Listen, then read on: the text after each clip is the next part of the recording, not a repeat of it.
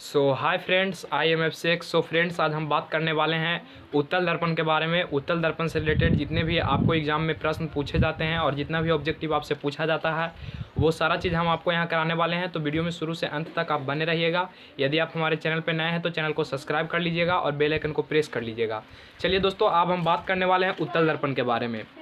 यहाँ पे हम स्टार्ट करते हैं उत्तल दर्पण। और यहाँ पे आप सबसे पहले समझने का प्रयास कीजिएगा कि उत्तल दर्पण को हम लोग अपसारी दर्पण कहते हैं। ठीक है, जैसा कि आप लोगों को हम पिछले वीडियो में बताए थे कि अवतल दर्पण को अभिसारी दर्पण कहते हैं और उत्तल दर्पण को अपसारी दर्पण कहते हैं। अपसारी दर्पण क्यों कहते हैं? क्योंकि प्रकाश को क्या करता है, तो फैलाता है चारों तरफ, है कि नहीं। इसीलिए उत्तल दर्पण को अपसारी दर्पण भी कहा जाता है। तो एग्जाम में आपसे ऑब्जेक्टिव सीधे सीधे पूछा जाता है कि उत्तल दर्पण को कौन दर्पण बोला जाता है, तो उत्तल दर्पण को हम लोग अपसारी दर्पण बोलते हैं। ठीक है, ये ऑब्जेक्टिव के तौर पे आप याद रखेंगे।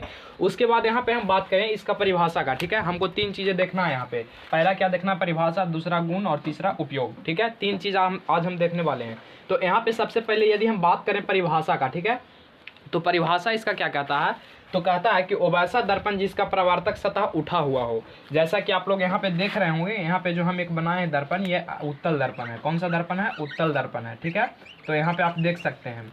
तो यहाँ पे आप देख रहे होंगे कि ये जो है अंदर से रंगा हुआ है।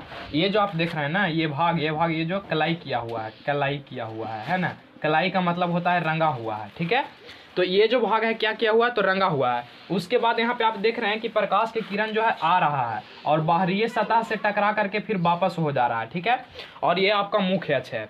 तो यहाँ पे आप देख रहे होंगे कि उत्तल दर्पण का जो परावर्तक सतह होता है कैसा होता है, तो उठा हुआ होता है। तो वही कहा गया है कि परिभाषा में इसको आप सीधे से माइंड में सेट कर लीजिए कि वैसा दर्पण जिसका परावर्तक सतह यानी जिससे प्रकाश का क्या होगा, परावर्तन होगा, वो उठा हुआ रहेगा। ठीक है, तो यहाँ पे हम बोल सकते हैं कि वैसा दर्पण जिसका परावर्तक सतह कैसा हो, तो उठा हुआ हो, उसे हम उत्तल दर्पण कहते हैं। उत्तल दर्पण का एक अन्य नाम क्या है, तो अपसारी दर्पण भी है। बात क्लियर है। उसके बाद आप आइए सेकंड पॉइंट पे पहुंचते हैं। और सेकंड पॉइंट में हमको क्या समझना है, तो सेकंड पॉइंट में हमको समझना है इसका गुण। इसका गुण आखिर क्या क्या है। ये दर्पण है तो इसका कुछ ना कुछ गुण होगा। तो यहाँ पे गुण में कहा गया है कि यह किसी वस्तु का प्रतिबिंब काल्पनिक तथा छोटा बनाता है। यानी कि उत्तल दर्पण का गुण क्या है कि ये हमेशा वस्तु का प्रतिबिंब काल्पनिक बनाएगा और जितना बड़ा वस्तु रहेगा उससे छोटा प्रतिबिंब बनाएगा। वही कहा गया है। तो आपको याद रखना है कि इसका गुण क्या है, तो ये काल्पनिक प्रतिबिंब बनाता है और वस्तु से छोटा प्रतिबिंब बनाता है। ठीक है, ये इसका गुण हो गया। इसके बाद हम बात करते हैं इसका उपयोग का। इसका उपयोग कहाँ कहाँ पे हम करेंगे। ठीक है, तो इसका उपयोग की यदि हम बात करें तो पहला उपयोग इसका हम करते हैं गाड़ी के साइड मिरर में।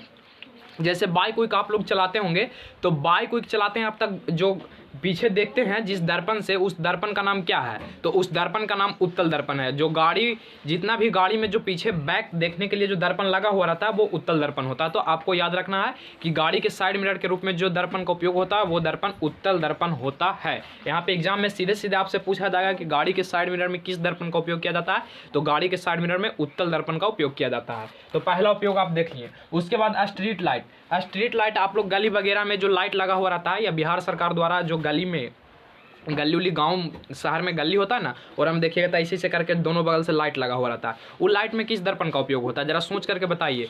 तो भाई जी, उस लाइट में जो जिस दर्पण का उपयोग होता है उसका नाम है उत्तल दर्पण। ठीक है, क्यों उत्तल दर्पण का उपयोग होता है ये तो आपको बात पता होना चाहिए, क्योंकि आप क्लास 10th में इसलिए प्रयोग किया जाता है क्योंकि आपको तो पता है कि उत्तल दर्पण को हम लोग अपसारी दर्पण कहते हैं। और अपसारी दर्पण का काम क्या है कि प्रकाश को फैलाना, यानी उत्तल दर्पण का जो काम है प्रकाश को क्या करना है, फैलाना है। इसीलिए गली उली में मान लीजिए कि एक जगह हम लाइट लगा के उत्तल दर्पण छोड़ दिए, जैसे टॉर्च उच मारते हैं तो सीधे दम दिखाई देता है, वैसे यदि लाइट लगा के छोड़ देंगे तो गली में चारों तरफ इंजोरा होगा, लाइट रहेगा नहीं रहेगा।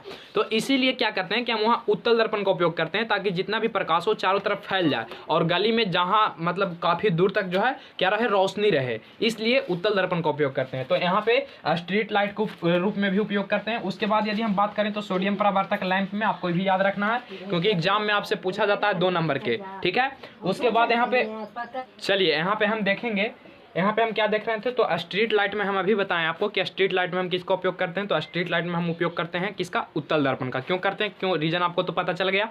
इसलिए करते हैं क्योंकि प्रकाश जो है चारों तरफ फैले तो सभी को क्या करे, रोशनी अधिक मात्रा में ज़्यादा दूर तक हमको क्या हो मिले, इसलिए उत्तल दर्पण का उपयोग करते हैं। उसके बाद यहाँ पे आपको एक और याद रखना है, सोडियम परावर्तक लैंप में भी उपयोग किया जाता है। उसके बाद आप लोग नाम सुने होंगे शोरूम, जैसे गाड़ी उड़ी के शोरूम में जाते हैं तो वहाँ जो उपयोग होता है, किसका उपयोग होता है, तो उत्तल दर्पण का ही उपयोग होता है। तो आपसे एग्जाम में ज़्यादा नहीं पूछा जाता है, आपसे एग्जाम में सिर्फ 2 ही पूछा जाता है कि उत्तल दर्पण के 2 उपयोगों को लिखें, तो 2 उपयोग आप आसानी से याद रख सकते हैं। और उत्तल दर्पण के बारे में लिखने के लिए आएगा तो आप इतना पॉइंट जान गए हैं, उसके बाद आप खुद से लिख सकते हैं। ठीक है, तो यहाँ पे भाई जी यही कहना चाहेंगे कि देखिए फिजिक्स जो ऐसा चीज़ है ना, यदि आप समझ लेते हैं, सबसे पहले आप एक स्क्रीनशॉट कर लीजिए, उसके बाद कुछ बातें करते हैं। ठीक है, चलिए आशा करता हूँ कि इसका आप स्क्रीनशॉट कर लिए होंगे। तो यहाँ पे हम यही आपको बता देना चाहते हैं कि फिजिक्स में आपको जितना भी चीज़ होगा वो आपको रटने से क्लियर नहीं होने वाला है, रटने से ज़्यादा बेटर है आप समझिए।